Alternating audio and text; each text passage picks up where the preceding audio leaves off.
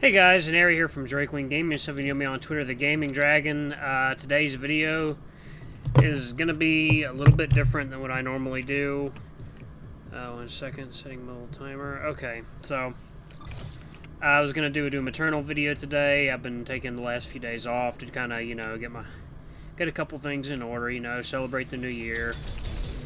And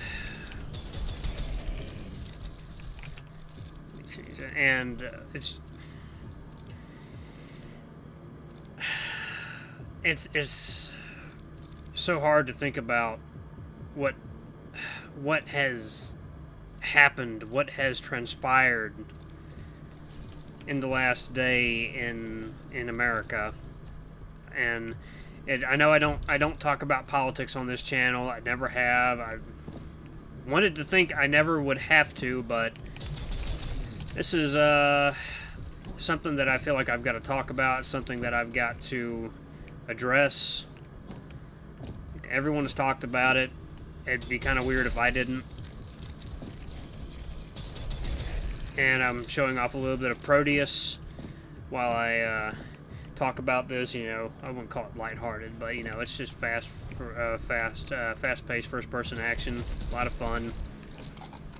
But don't let that detract from the seriousness of what I'll be discussing today. So, if many of you are probably aware, yesterday, on January 6th, while Congress was certifying President-elect Joe Biden and Vice President-elect Kamala Harris's win, our current president, Donald J. Trump, was at the Ellipse talking to a crowd of his supporters.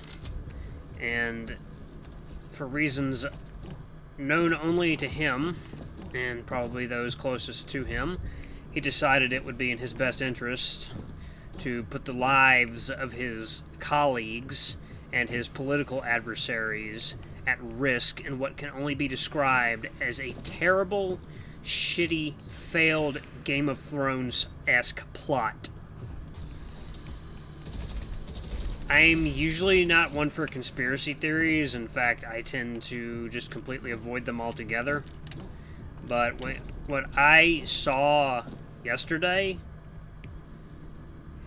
what I saw was a man who was hoping, if for even the briefest of moments, that his adversaries and those who have opposed him, who would dare oppose his rule, his word, that they would be wiped out and he would be able to rule unopposed. And that moment is when I have been more scared for America, for democracy, for the people of this country than at any other point in these past 4 years. People have always looked at other countries, coups going on. Because let's not mince words. What happened yesterday was a fucking coup. And we look at all these other countries where shit like this goes on, and we say, this can never happen here. This is America. We're civilized. We don't have to worry about any of this. Well, my friends, those who are just listening in, watching my videos, it happened yesterday. And it happened in America.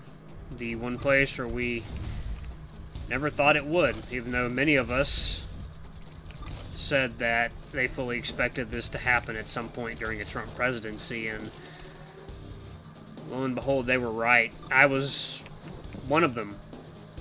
Actually, 4 years ago, I said that Donald Trump would end up destroying the Republican Party. And I was right. But I just didn't know to the extent of how correct my assumption would be. He not only broke the Republican Party, he shattered its soul. He made it the party of Trump. The party of populism.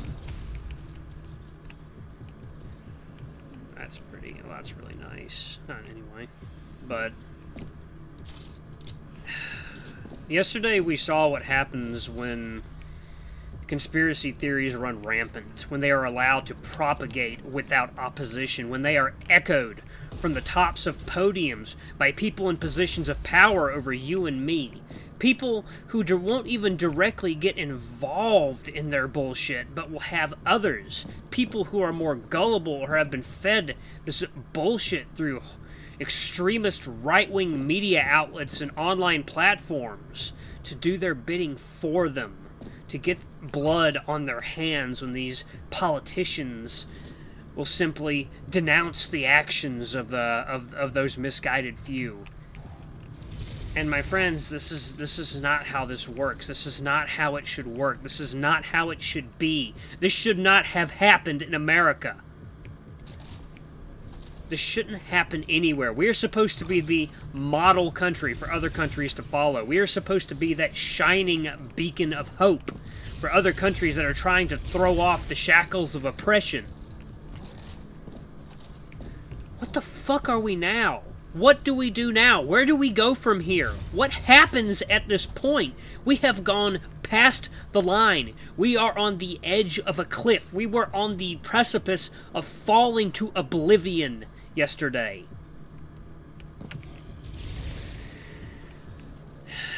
But thankfully, we were tugged back slowly, step by step. We came so horribly close to an authoritarian regime that would have just completely run roughshod over the ideals and values of our democracy. And because of the systems we had in place, because of the people we had on call, because of the elements that were there that aided us, we did not fall. We faltered, even a little, but we did not fall. And because of what happened, because we've seen now the depths that this maniac will sink to uphold his own power, we have to be ready now to do anything to prevent him from destroying us. There's people who follow him. They have already demonstrated that they are willing to give their lives to storm a government building, to spit in the face of law enforcement, and even cooperate with law enforcement, taking selfies with these terrorists who were intruding on sacred ground.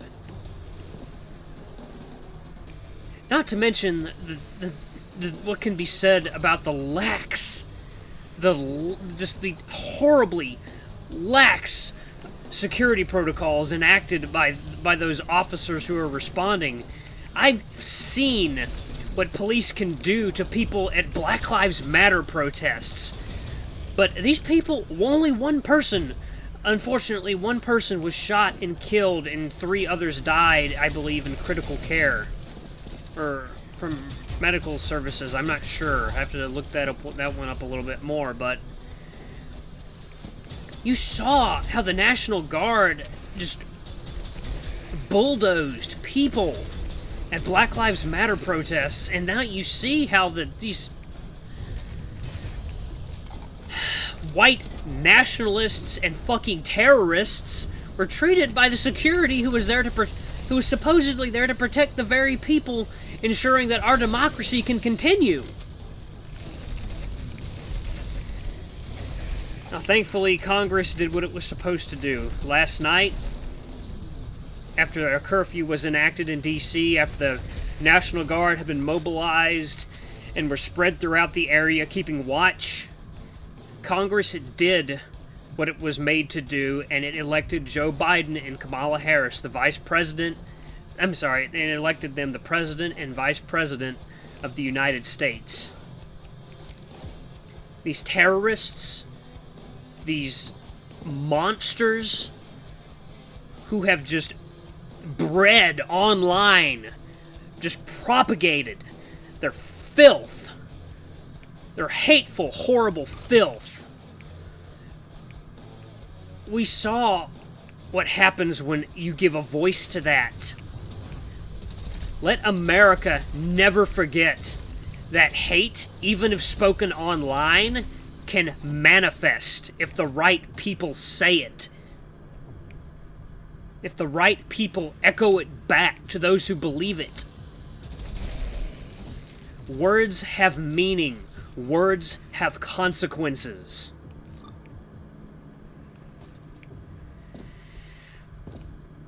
We all need to watch what we say. I'm not advocating for voice suppression or anything like that, but I'm saying think about what you say before you say it. Think about how your words can affect others, or how it can make an already tense situation go over the edge. Our cowardly president knew what he was doing. He knew exactly what to say. And I think, and this is just my opinion, that he was betting that the House and Senate would be wiped out. And I don't know...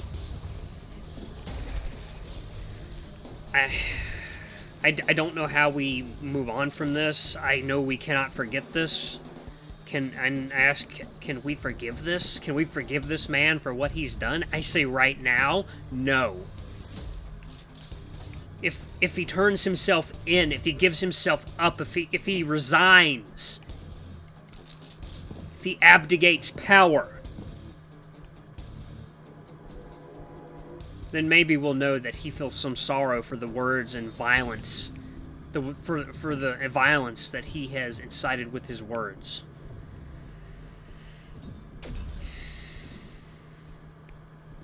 It hurts me to even talk about this. This is just supposed to be a channel about playing video games and fucking furry dating simulators and having fun.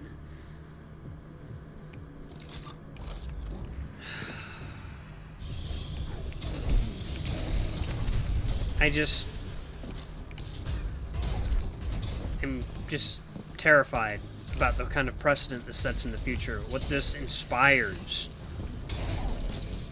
I've already believed for the past 4 years that we would have the equivalent of an American ISIS, and we do. It's here on our own home turf. It has been festering this entire time. And those people that we have elected into power have done almost nothing to mitigate it. Because they are so far removed from reality that they couldn't see the problems that their words would eventually incite, would encourage.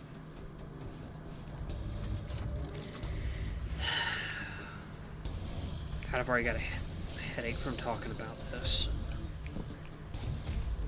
But anyway, friends, please, I think I'll just leave it there. This is far from over. January 20th is a long way away. And we have to hold strong. We have to stay strong as a nation, as a people, as one people. It doesn't matter who you are. It doesn't matter what skin color you have. It doesn't matter what you believe or what your orientation is. We're all citizens of this country. And we all deserve better from our fucking elected officials than this. This is Nary from Drake Wing Gaming. I love you all. I'll see you in the next video. And God help America.